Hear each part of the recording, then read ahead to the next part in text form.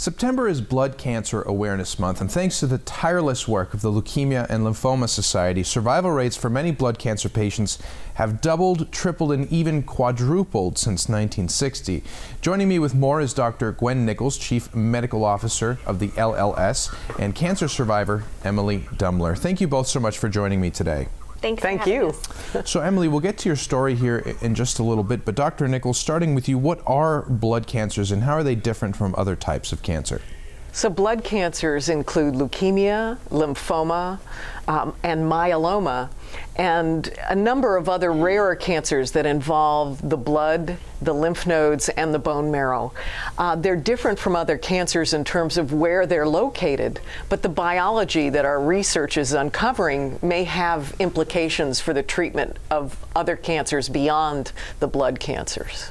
Right, and what's the impact of having a Blood Cancer Awareness Month like this for not only getting the message out there, but furthering the research? So our reason for having Blood Cancer Awareness Month is twofold. One of them is I think many people don't realize how common the blood cancers are and how important the research still is. So while we've made some really great advances, still 1 out of every 3 patients with blood cancers may not live 5 years after their diagnosis. So there's much more work to be done. And there are 1.3 million people who are survivors, who are living currently with their blood cancer or after their treatment for blood cancer. The second reason we're doing Blood Cancer Awareness Month is to help people become aware of all the exciting new therapies that just over the last few years have become available for the treatment of blood cancer. So it's a very, very hopeful time.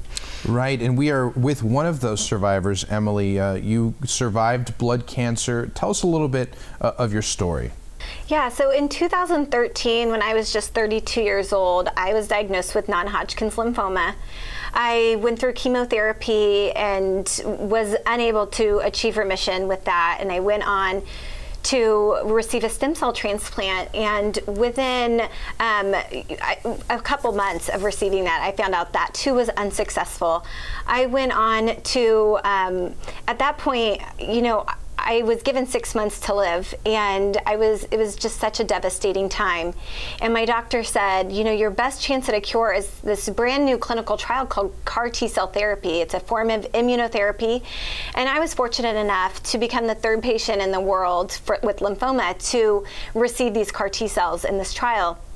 And so I achieved remission within 1 month of receiving these T-cells, and then now here I am 3 years later and still in remission today. And I learned that Leukemia and Lymphoma Society was responsible for 90% of the initial funding for this research, for this therapy.